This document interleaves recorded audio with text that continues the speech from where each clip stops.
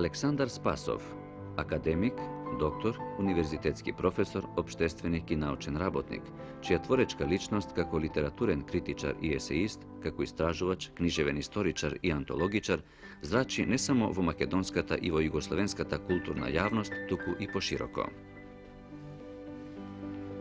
Роден е на 18 август 1925 година во Скопје. Основно училиште и гимназија учел во родниот град и во Велес. Дипломирал на Филозофскиот факултет во Скопје, на групата Историја и книжевностите на народите на Југославија. Веднаш по дипломирањето бил асистент на истата катедра, доцент, вонреден, а потоа редовен професор, се до пензионирањето. Докторирал со животот и книжевната дејност на Рајко Жинзифов, каде што објавува повеќе нови моменти од биографијата на овој значаен македонски книжевник и публицист од минатиот век. Малку е познато дека Рајко Жинзифов, меѓу другото, се занимавал и со фолклористичка дејност. Тоа е еден од важните пунктови на дејноста на Димитрија Миладинов. Димитрија Миладинов го загреал и за народното творештво и дел од неговите песни се објавени и во зборникот на Миладиновци. Тоа е една одлика на романтизмот, на тие романтичарски идеи во тоа време, љубовта кон изворното народно, кон фолклорот. Понатаму, се она што го реализирал Жинзифов, така да се каже, е исполнување на програмата на Димитрија Миладинов. Исто тоа сакам да ви укажам дека првата биографија на браќата Миладиновци е од перото на Рајко Жинзифов. Тоа е една биографија напишана како со многу топлина, така и со многу добро познавање на нивниот живот, дури и определување на нивното значење, уште во моментот, така да се рече, непосредно по нивната смрт. А ние знаеме дека секогаш современиците со прилично голема мака можат да го согледаат величината на дејци од своето време. Дал таква карактеристики, такви оцени кои до ден денеска всушност и не се изменети. До ден денеска таа негова биографија служи како многу значаен извор за проучувањето на браќата Миладиновци. Обштествената дејност на Александар Спасов започнува од гимназиски денови, член на СКОј е од 1941 година. Активно учествувал во низа обштествени и стручни организации, институции и самоуправни органи, член на издавачки и филмски совети, председател на Рацинови средби, председател на Сојузот на друштвата за македонски јазик и литература на Македонија, член на управата на Сојузот на друштвата на писателите на Македонија, председател на издавачкиот совет на списанието Разгледи, продекан на Филозофскиот факултет, директор на семинарот за македонски јазик, литература и култура, главен и одговорен уредник или член на весниците и списанијата Млад борец, Нова Македонија, Иднина, Разгледи и литературен збор, Спектар, како и на списанието на одделението за лингвистика и литературна наука на МАНУ, Прилози. Многу тешко е сега на секој човек да прави рехабилитација собствена на својот изминат пат. И точно е најубаво така да се запреме на некои позначајни настани. Сушност, може би најинтересно, најубаво да се зборува за настаните кои имале некакво значење. Пошироко, не само за една личност, туку пошироко за една средина во која што си работил, живеел и делувал. И токму би го започнале тоа со Млад борец. Некаде есента 45-та, мислам пролета 45-та година, од Велес дојдов во Скопје. И тука бев ангажиран во работата на редакцијата на Млад борец. Главен и одговорен уредник беше познатиот македонски новинар Иван Мазов. познат повеќе под прекарот Климе. Таа редакција беше многу мала. Еден член на таа малобројна редакција бев и јас. Весникот почна се повеќе и повеќе да се развива и да добива свое место во нашата јавност, во нашата журналистика. Бидејќи тогаш, во тоа време, се уште не беа формирани литературни списанија. Нов ден е многу подоцна, мислам, Исто така бевте вклучени во 6-7 месеци подоцна, кога се почна да излегува Нов ден. И во тие првите месеци по ослободувањето, некаде отприлike кога се донесе и правописот на македонскиот литературен јазик. Во тоа време страниците на Младворец беа отворени не само за дневните настани, туку и за разни прилози од литературен и од културен карактер. Така се оформи и една рубрика наречена културно-просветна рубрика. И јас бев поставен за уредник на таа културно-просветна рубрика. Ако ги отвориме страниците од таа година на Младворец, ќе ги најдеме имињата нашите најпознати писатели од првите генерации. И Димитар Митрев, и Славко Јаневски, и Блаже Коневски, и други. Така што тоа е една, ми се чини, епизода од животот културен на Македонија, која допарва треба да се, така, мислам, истакне.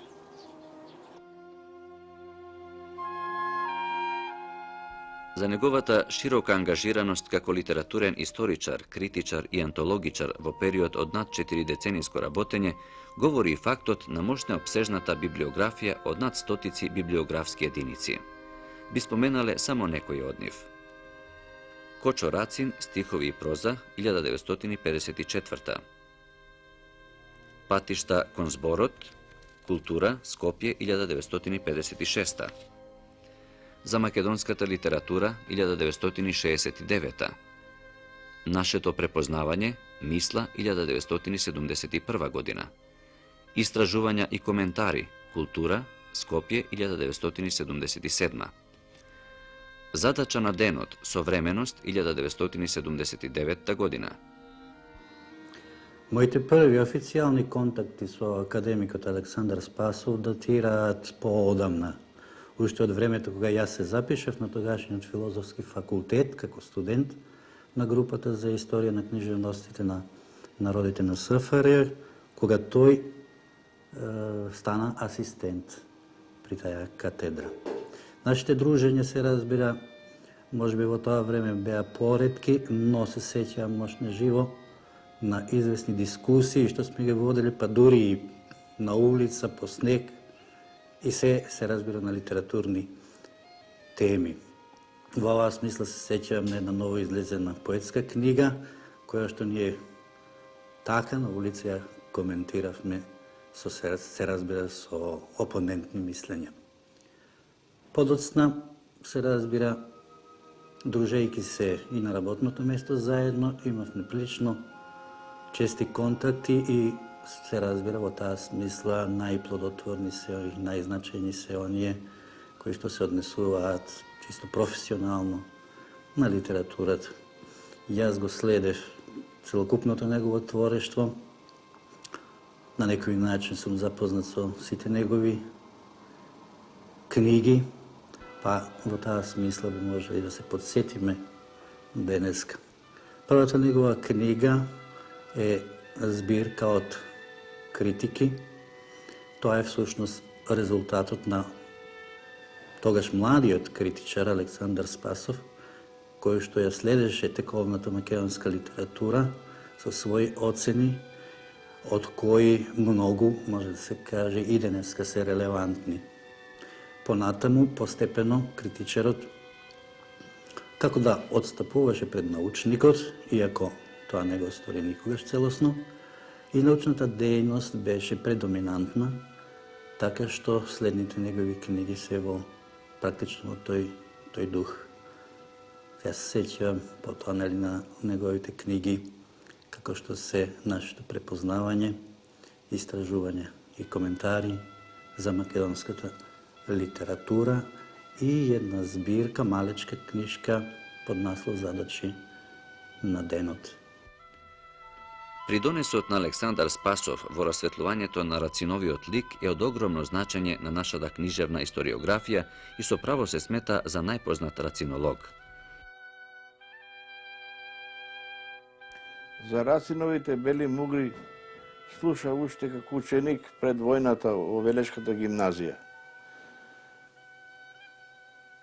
Во самиот град се разбира тихо, потајно се дискутира, се зборуваше дека Кочо Рацин ја објавил својата стихозбирка Бели мугри.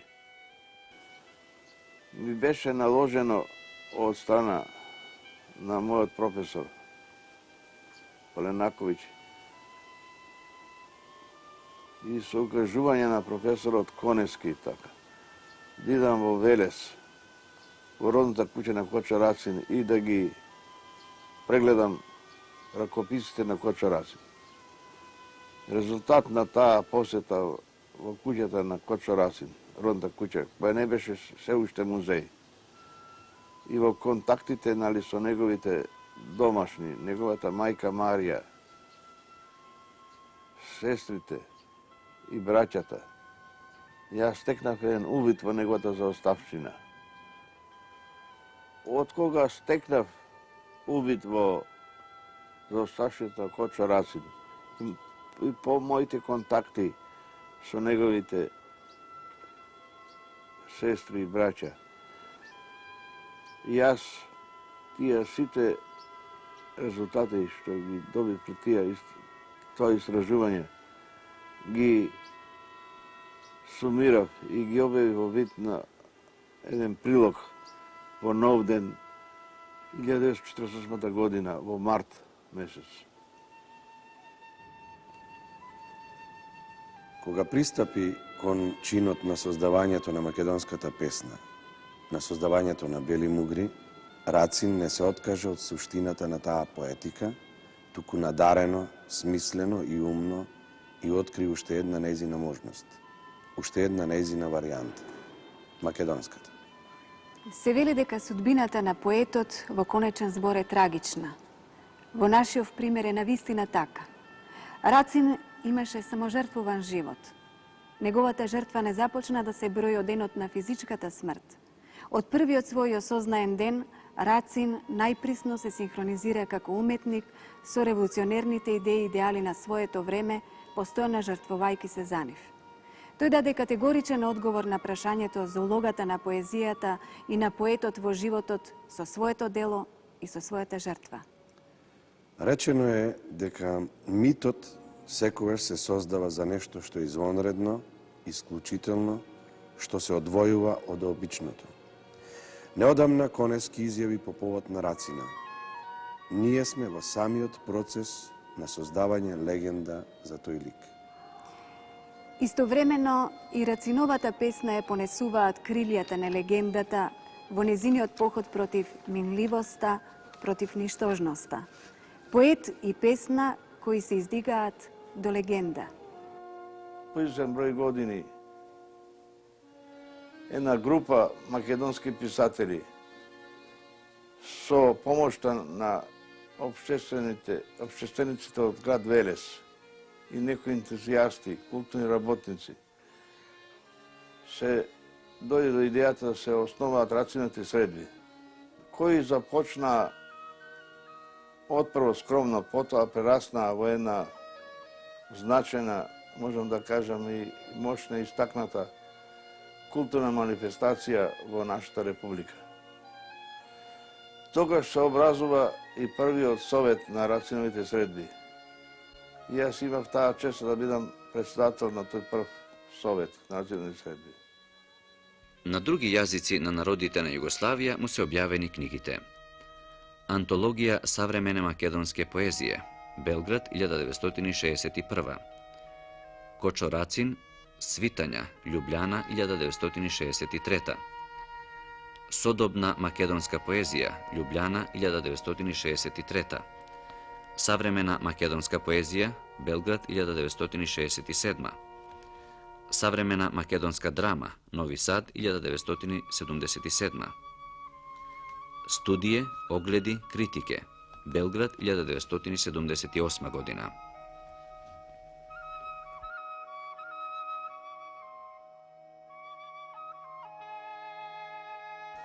Sa Aleksandrom Spasovom me povezuje jedno prijateljstvo koje je trajalo već skoro 30 godina. Со Александар Спасов ме поврзува пријателство кое трае скоро 30 години и во кое се вткаени нашите заеднички интересирања за литературата, а посебно за поезијата. Кога велам заеднички интересирања, тогаш мислам и на сродноста на погледите за литературата. И можеби тоа е главната причина што пред 10 години ми се даде можност во Народна книга од Белград да уредам еден избор на студии, огледи и критики од Александар Спасов во превод на српско-хрватски јазик. Работата на таа книга ми помогна да го систематизирам своето знаење за природата и значењето на делото на Спасов во контекстот на македонската, а според тоа и на југословенската литература и култура. Сметам дека во случајот на Александар Спасов се работи за идеален спој на литературен историчар и литературен критичар. Спој што ја укинува општата дистанца меѓу тие два рода. Во таа смисла има право Влада Урошевиќ кога вели дека Спасов е критичар со историска свест, а книжевен историчар за кого минатото не е статично и мртво. Тоа е, ми се чини, вистинскиот клуч за сваќањето на напорот на Спасов. Prošlost nije statična i mrtva. To je, čini mi se, pravi ključ za shvatanje Spasovljevog napora. A za potpuniju definiciju prirode tog napora, За целосна дефиниција на природата на тој напор треба да се утврди уште една точка.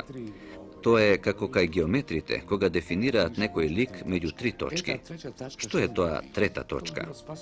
Тоа е систематското и упорно инсистирање на суштественоста на естетскиот критериум на Спасов, кој трајните и универзални вредности треба да ги разграничи од она што е само културно-историска вредност.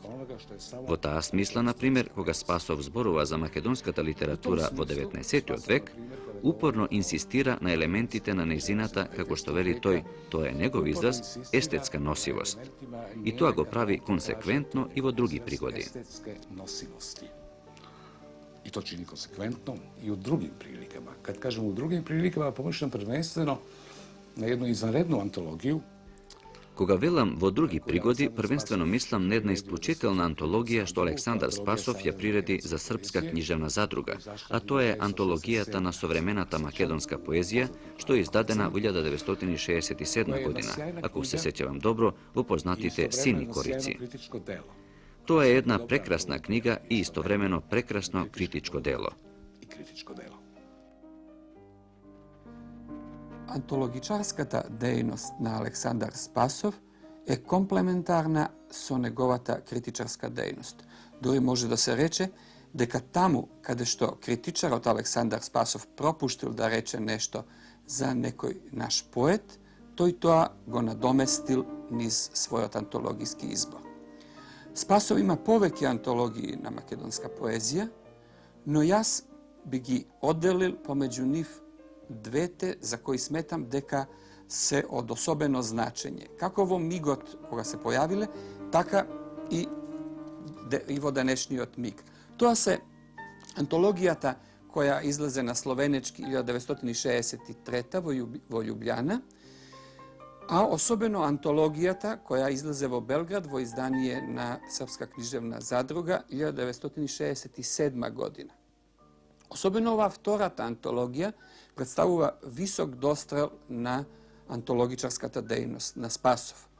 Во неа тој има поместено можне голем број песни кои задоволуваат еден висок естетски критериум, има дадено можне заокружени и обмислени слики на творештвото на одделни македонски творци и има дадено една можне целосна и заокружена слика на македонската поезија. Сметам дека Ova antologija na Spasov od 67 godina predstavува i денес се уште ненадминат канон на современата македонска поезија. Тој таму има дадено една цврста и мощна обмислена листа на вредности во македонската поезија, која што ми се чини се уште и до денес не е надмината и покрај доаѓањето на нови творци и појавувањето на нови поетски дела. Во почетокот на 60-те години во нашата катедра се постави прашањето за основање на предметот македонска книжевност во 20 век. Задача да изведам наставата и да го конципирам предметот ја добив јас. Така станав прв наставник по предметот македонска книжевност во 20 век. Освен предметот македонска книжевност во 20 век, јас скоро во текот на целиот работен век предав и историја на новата словенечка книжевност. Првиот професор на нашиот факултет овој предмет беше словенецот Фран Петре, кој си замина од Скопје некаде околу почетокот на 50-те години. Академик Александар Спасов je že nekaj desetletij vodilno ime makedonske literarne znanosti. Академик Александар Спасов веќе неколку десетици години е водечко име на македонската литературна наука и тоа на сите нејзини подрачја. Најпрвин во младите години во литературната критика, па потоа во историјата на литературата. Генерацијски припаѓа на првиот млад бран на повоената македонска литературна историја, што работеше во посебни околности. Сметам дека пред се работи за две особини, што ја одбележуваат нивната работа. На прво место е исклучително тешката работа и работата во тешки околности. Тоа значи дека таа генерација ги вршела целокупните должности на литературната наука, од елементарното собирање на градивото, неговата анализа и синтеза. Од елементарнега збирање градива, мимо анализе па до синтезе. Приредил книги за Франце Прешерн, Мишко Крањец, Отон Жупанчич, Гого Ивановски, Иван Цанкар, а многу од неговите текстови се преведени на албански, турски, англиски, француски, германски, италијански, романски и на други јазици. 1966 година, заедно со Злобец и Михалич на италијански јазик објави и антологија на современата југословенска поезија, во која се застапени и повеќе македонски автори. Избор од современата македонска поезија 1964 година на француски јазик се објавени во списанието Мост.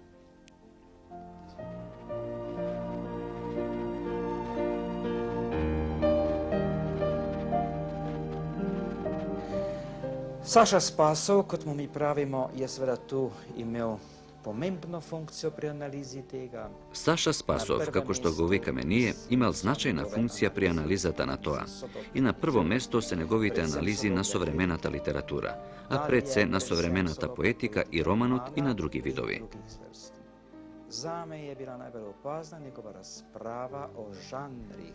За мене е најзабележителна неговата расправа за жанровите, за видовите и нивниот развој на современата македонска литература. На тоа подрачје даде теорија за забрзаниот развој и тоа е исклучително продуктивна теорија за литературното дело воопшто. Посебна глава во работата на нашиот Саша е неговата словенистика. Од своите почетоци ја следеше словенечката литература, беше нејзин предавач на универзитетот, во своите расправи пишувал за словенечката литература и се разбира, негуваше длабоки лични односи со сите нас. Накратко, Саша беше амбасадор на словенечката литература во Македонија, а и амбасадор на македонската литература во Словенија.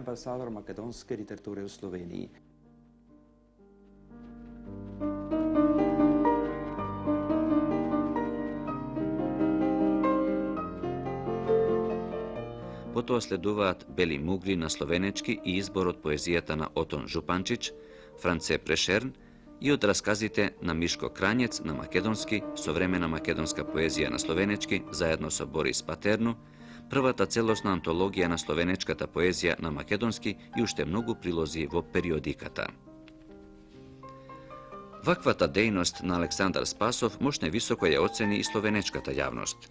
Му го додели високото жупанчичево признание во 1977 година од страна на Друштвото на словенечките писатели за пожртвуваната работа во ширењето на словенечката книжевност меѓу југословенските народи и народности, за развивање на братството и единството меѓу нив и за творечкиот придонес кон културниот растеж на Југославија.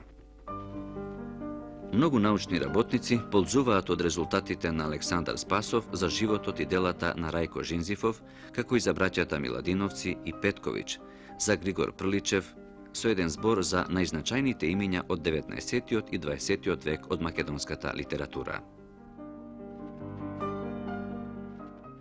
И започнав уште како студент, не како мислам малку подоцна како асистент, да работам врз изражувањето на дејноста на двајцата браќа Константин и Андреја Петковиќ.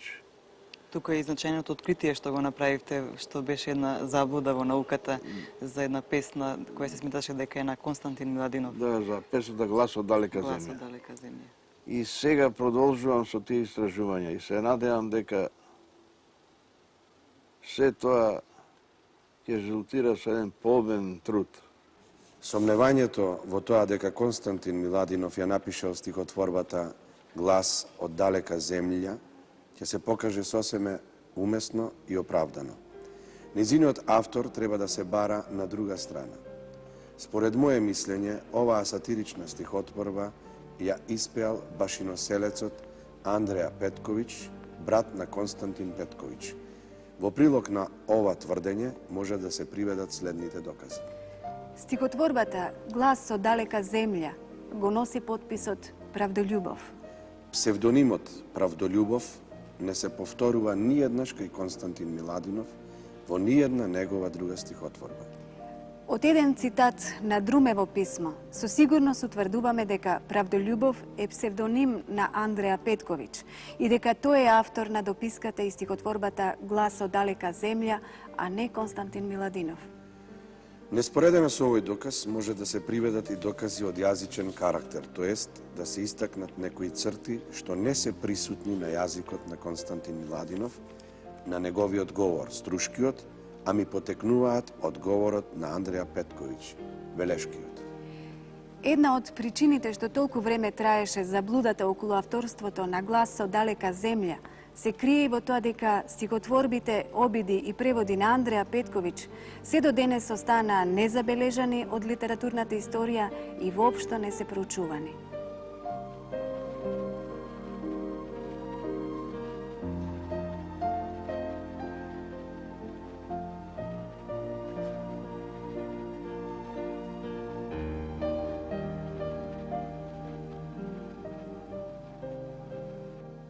Александар Спасов го познавам многу одамна, уште од гимназиските денови. Многу години подоцна станавме колеги на филозофскиот, односно филолошкиот факултет во Скопје. Го имав тоа задоволство од 1968 година, неколку години потесно да соработувам со професорот Александар Спасов. Во 1968 година отпочна со работа првиот семинар за македонски јазик, литература и култура за странските слависти, што се одржуваше во Охрид. Професор Александар Спасов беше првиот директор на семинарот, а јас неговиот прв секретар. Го знаев професорот Спасов како колега од факултетот, како професор конструктивен, сериозен и одговорен и како човек ангажиран за целокупното наше општествено живење. Преку дејноста на семинарот имав прилика да го запознавам професор Спасов и како извонреден организатор, како раководител на една институција што отпочнуваше една потполно непозната дејност за нас и се разбира тој исцело се ангажираше за нејзиното успешно реализирање. Ние бевме и емотивно сврзани со работата на првиот семинар за македонски јазик, бидејќи се работеше за дејност што првпат ја воспоставувавме, преку која требаше да се афирмира македонскиот јазик, македонската култура и литература, македонската историја и нормално возбудувањето беше големо. Годинава за прв пат ќе биде одржан и посебен курс по македонска диалектологија. Исто така и тематиката на предавањата станува поразновидна. Во почетокот предавањата главно се движеа во рамките на општи прегледи. Овој пат тие обработуваат парцијални прашања, но мощно значајни за македонистиката, и тоа не само од областа на јазикот и литературата, туку и од нашата национална историја, историја на уметноста, етнологијата, музиката и друго. Поради зголемениот број на учесниците и бројот на лекторските групи е удвоен од 3 на 6. На семинарот доаѓаат голем број странски професори, доценти, асистенти и други научни работници, како и студенти, слависти. И бројот на интересентите од другите југословенски универзитетски центри значено се наголемува. Ваквиот состав на учесниците непосредно се одразува и на ширењето на македонистиката во светот и во другите наши републики. Освен постојните, во последнава година се отворени и нови курсеви по македонски јазик и литература во некои европски и американски универзитети. Постојано расте и бројот на трудовите и прилозите од македонистиката, чии автори се странски слависти. Во овој контекст да го споменеме најновиот пример во таа смисла. Тоа е опширниот преглед на македонската литература од стариот период па се до нашево време на професорот Бруно Мериджи од Универзитетот во Милано, кој се појави пред неколку месеци. Забележуваме интереси кај токушто дипломираните слависти да се зафатат со докторски дисертации од областа на македонистиката. Тука пред мене е еден многу мощен драг спомен. Тоа е еден мал албум кој мене ми беше подарен како еден вид благодарност и сеќавање на првите учесници, во кој што тие запишаа по неколку зборови на македонски јазик, онолку што можеа во тој момент да го знаат. Зборови на благодарност и на воскит од македонската литература и македонската култура и од убавините на нашата татковина, нали. Познатиот славис Збигнев Голомб, пољак па потекло, кој е сега професор на Универзитетот во Чикаго и странски член на Македонската академија на науките и уметностите. По тој албум што ми беше подарен, го забележа следново. Мислам дека семинарот е една плодотворна идеја и треба да се освежува да се одржува секоја година и да се збогати неговата содржина.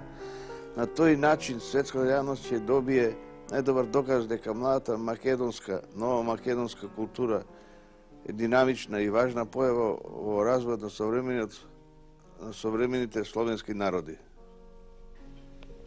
Професоре Спасов, мощне, широки се вашите контакти со голем број на научници од земјава и од странство. Имавте многу патување. Што би издвоиле како покарактеристично и подраго од овие средби и патување?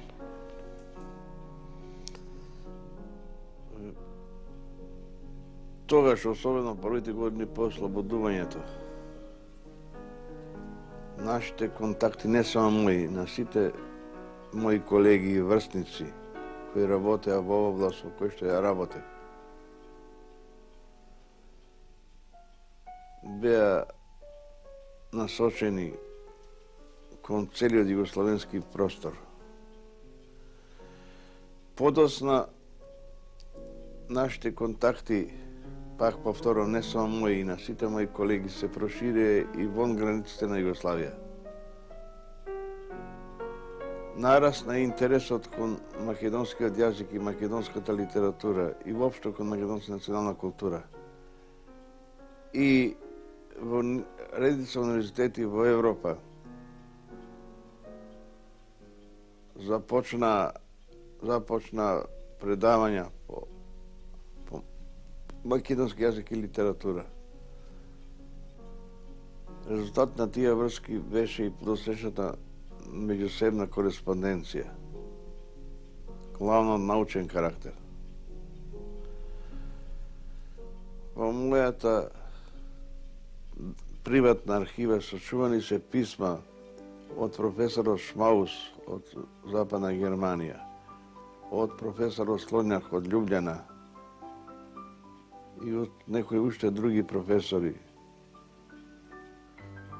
Вистинската култура е секој пат без граници и таа меѓусебна комуникација е нејзиниот врвен резултат.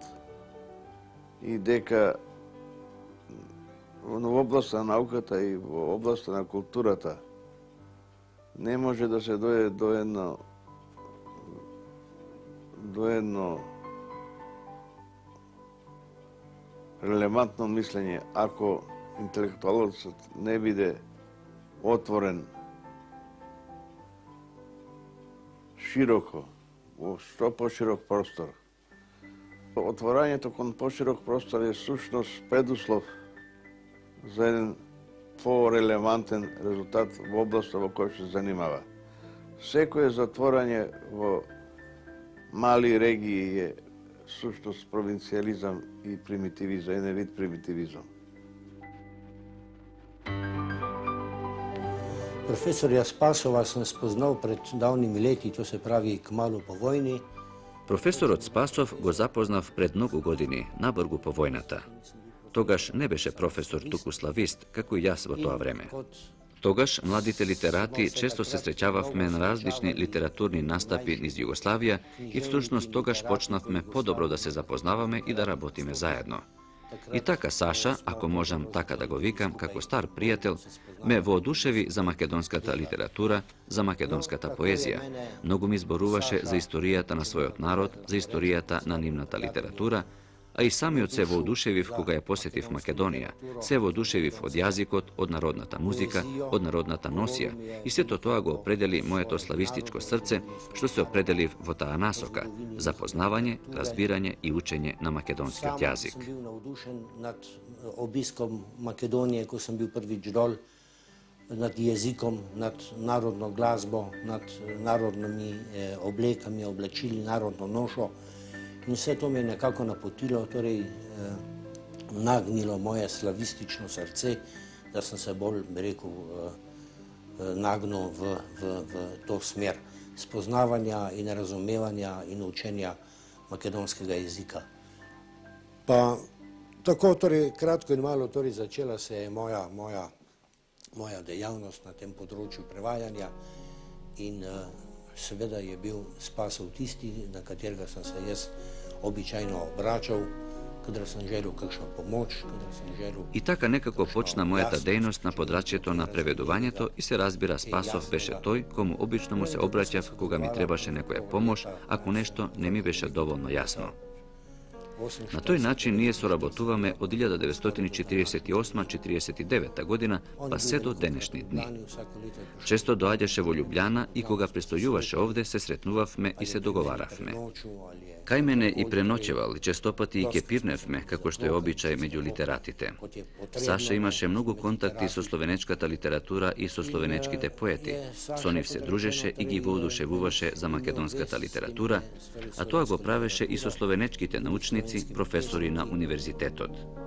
Таа соработка беше доста успешна и плодна. Туди словенскими знанственики с професори на универзи, тако да е било толе соделување, мислам, зело успешно и плодно. При тие своји патувања се сеќавам како сега, еднаш во Штокхолм. Најдовме една книжарница во која што се продава исклучително делата на Херман Хесе, познатиот Нобеловец. И јас често се навраќам и до денеска на тој писател. И речиси ми стана една моја страст да го читам, па и до некаде колку што може да се запознам преку научната литература подлабоко за неговиот живот и дела. И во таа негова филозофија на спокојство, на мир, на една хармонија во животот, јас наоѓам една мала оаза за себе си. А во овој момент веќе го завршувам еден проект за македонско-црногорските книжевни врски, кој трае повеќе години и за кој се одржаат 2 симпозиуми. Тој проект се остварува во рамките на соработката на нашата академија и Црногорската академија на науките. Првите резултати се и објавени од научниот симпозиум 1985 година во Скопје и во 1988 година во Титоград. Александар Спасов е добитник и на многубројни награди, признанија и плакети. Наградата 11. октомври за животно дело, 13. ноември за книгата Кочо Рацин, стихови и проза, орден на трудот со црвено знаме и други.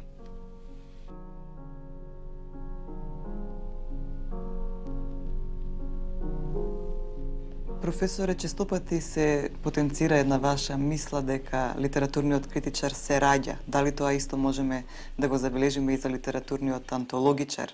Вие честопати тврдите исто така дека антологијата треба да остане онаква каква што е. Сметам дека посебно книжевниот критичар и воопшто и историчарот, или кој што има еден израз литературовед, треба да биде на некој начин, условно да се изразам, во услуга на литературата. Литературата биде, книжевност да биде првенствено.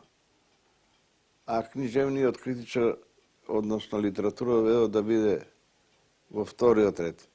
Да не биде обратната релација. Прво една книжевно-критичка или литературоведска догма, а потоа литературата по која што таа треба да оди. Туку книжевниот критичар треба да има таков сензибилитет, што да ја сваќа, открива и доближува на широката јавност сензибилноста на литературата, а не таа да се движи по неговите калапи. И затоа велам дека, као што се раѓа поетот, односно писателот, така треба да се роди и книжевниот критичар. Книжевниот критичар не се создава само со као занајчија. Книжевниот критичар треба да има некој свој натрешен порив, кој ќе го направи пред се квалификуван да зборува за литературата, да проучува литературата. А тоа уште повеќе важи за антологичарот, особено за антологичарот на поезијата.